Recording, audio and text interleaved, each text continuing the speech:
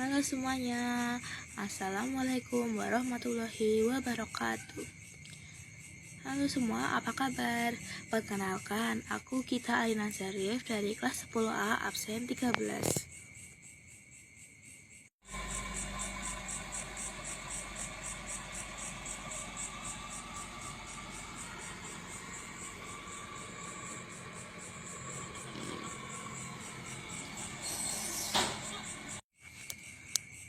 Ubur-ubur ikan lele, ketemu lagi sama aku Le.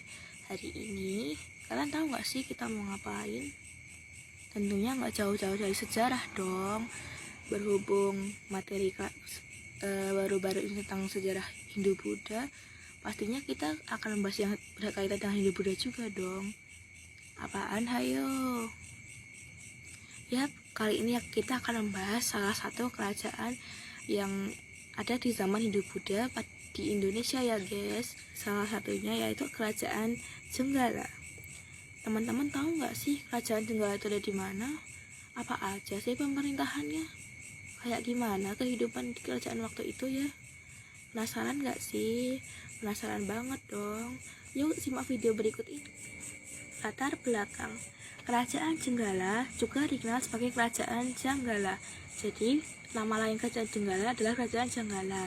Dan kerajaan ini berdiri pada masa Hindu-Buddha di Blitar, Jawa Timur, Indonesia. Atau lebih tepatnya di Jawa Timur sih guys, pada abad ke-11 Masehi.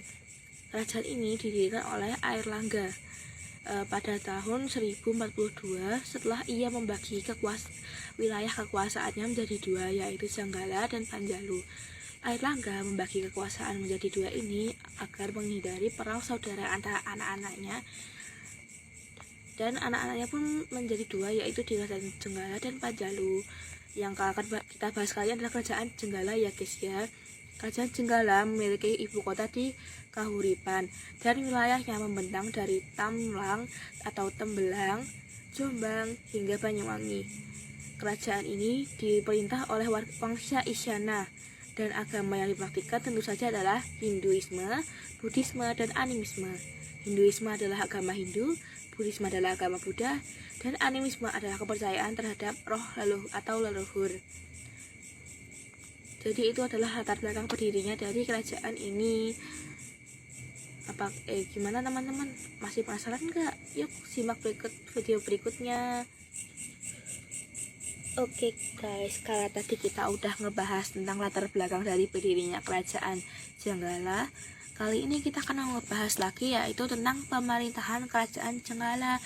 Kalian pasti penasaran nggak sih raja-raja siapa aja yang pernah memimpin kerajaan ini? Yuk dengerin penjelasan aku ya, dan kita bahas bareng-bareng. Kerajaan Jenggala dipimpin oleh Wangsa Isyana seperti yang saya sebutkan tadi, yang merupakan keturunan dari Airlangga. Raja-raja Jenggala memiliki gelar Sri Maharaja dan mereka memiliki kekuasaan penuh atas kerajaan mereka, yaitu kerajaan Jenggala di Jawa Timur. Dan pada awalnya kerajaan Jenggala dipimpin oleh Mapanji Grasakan sebagai putra dari Airlangga. Beberapa raja yang pernah memerintah kerajaan Jenggala adalah: yang pertama, Mapanji Grasakan. Beliau yang memerintah pertama kali di kerajaan Jenggala pada tahun 1042 sampai 1052.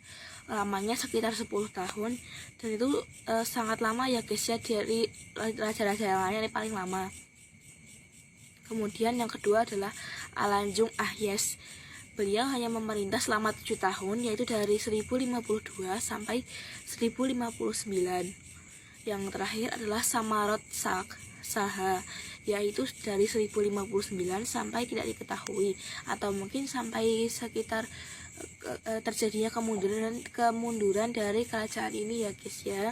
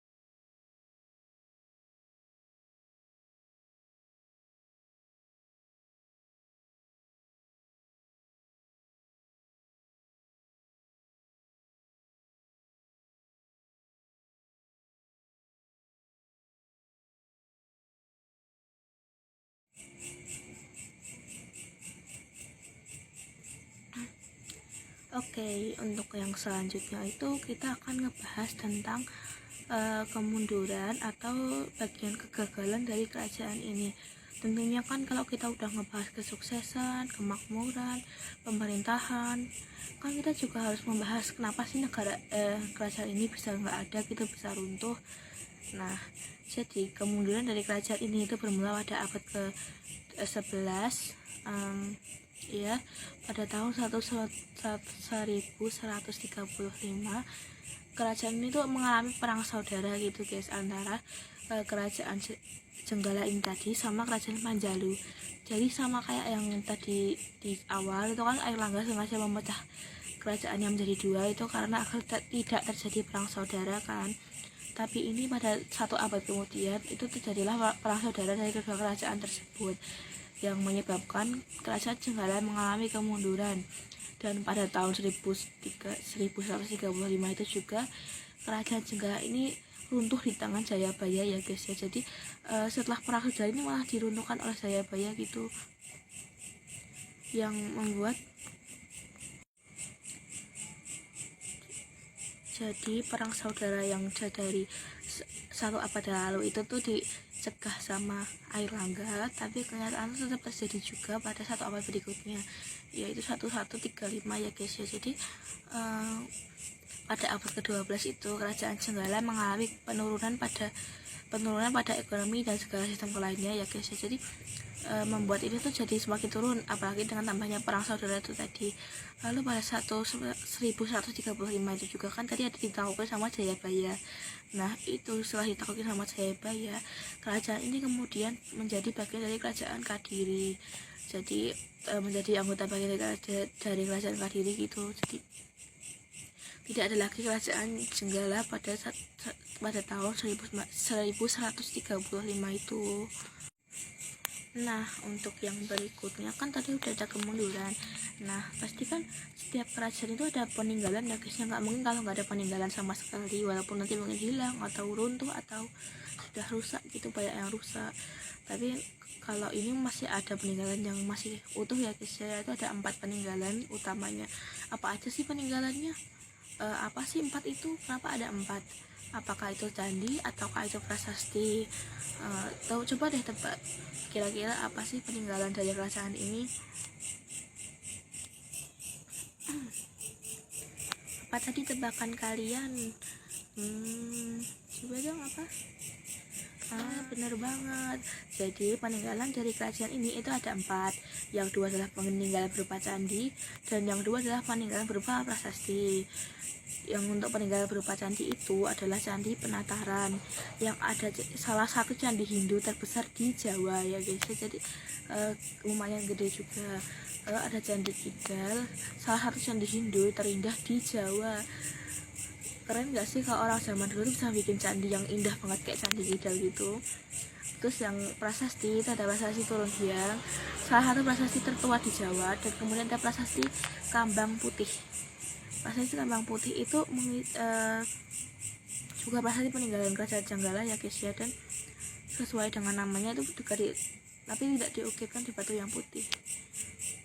Jadi walaupun namanya batu Kambang Putih, tapi batu yang putih itu justru untuk mengukirkan prasasti Turun Hyang. Lucu gak sih guys? Nah yang berikutnya ada untuk gambar-gambarnya ya guys ya. Ada Candi Kidal, terus juga tadi Candi Penataran, prasasti Turun Hyang, prasasti tadi yang putih-putih tadi. Terus juga prasasti Kambang Putih, ya maaf sorry, prasasti Kambang Putih ya guys ya. Jadi Candi Penataran ini tuh dibangun pada abad ke-12 sebagai pusat peribadatan dan upacara keagamaan agama Hindu. Terus Candi Kidal itu dibangun pada abad ke-13 karena keindahan arsitektur dan reliefnya yang menceritakan tentang kisah-kisah Hindu. Jadi di situ tuh kayak ada relief gitu kan, itu dari batu diukir gitu. Nah itu isinya tentang kisah-kisah yang berkaitan dengan agama Hindu gitu, kayak mungkin Mahabharata atau apa gitu. Terus untuk prasasti Turun Hyang, prasasti Turun Hyang itu sendiri ada di desa Turun Hyang, Malang, Jawa Timur. Mencatat tentang sejarah kerajaan Jenggala, dari kegiatan raja-raja Jenggala sampai kehidupan sehari-hari di kerajaan Jenggala itu seperti apa. Terus ada prasasti Kambang Putih. Prasasti Kambang Putih itu ditemukan di Desa Kambang Putih, Malang, yang mencatat sejarah-sejarah Kerajaan Jenggala dan kegiatan Prajarat Jenggala, serta memberikan informasi tentang sistem pemerintahan dan ekonomi Kerajaan Jenggala. Jadi dua prasasti ini tadi itu dikasih nama sesuai dengan nama mereka ditemuinya di mana gitu. Kayak Turundian tadi ketemu di Desa Turundian, terus prasasti Kambang Putih di Desa Kambang Putih gitu. Dan semuanya itu ada di Malang. Begitu guys. Tadi ada gambarnya, bisa dilihat ya guys ya, yang disimak dengan baik-baik. Gambar-gambarnya sangat indah itu. Oke, untuk berikutnya itu ada kesimpulan yang tentu saja gak boleh dilewatin ya guys ya. Kita harus menyimpulkan pembahasan kita kali ini. Kesimpulannya adalah Kerajaan Jenggala adalah salah satu kerajaan Hindu-Buddha yang pernah berdiri di Jawa Timur Indonesia. Kerajaan ini didirikan oleh Airlangga pada tahun 1042 dan berakhir pada abad ke-12. Kerajaan Jenggala memiliki beberapa ciri khas, seperti pemerintahan yang dipimpin oleh Wangsa Isyana, ekonomi yang kuat dengan sumber daya alam yang melimpah, kebudayaan yang kaya dengan pengaruh Hinduisme dan Buddhisme, juga animisme, dan candi-candi yang seperti Candi Penataran dan Candi Kidal, yang sangat indah dan megah seperti yang terlihat saat ini. Namun, Kerajaan Jenggala juga mengalami penurunan pada abad ke-12 karena perang saudara dengan Panjalu dan kemudian ditaklukkan oleh Jayabaya. Meskipun demikian, Kerajaan Jenggala meninggalkan warisan yang signifikan seperti candi-candi dan prasasti-prasasti yang masih dapat dilihat hingga hari ini dan menjadi sejarah dalam Indonesia. Nah, cukup sekian pembahasan dari saya. Apakah ada yang ingin ditanyakan? Baik, jika ada pertanyaan silahkan di drop di kolom komentar ya guys ya. Cukup sekian pertemuan kita kali ini. Ubur-ubur ikan lele. Sampai jumpa di lain hari le. Sampai nanti kelak esok kan kembali. Ini tentang kita, tentang bagaimana cinta. Cukup sekian dari aku ya guys ya.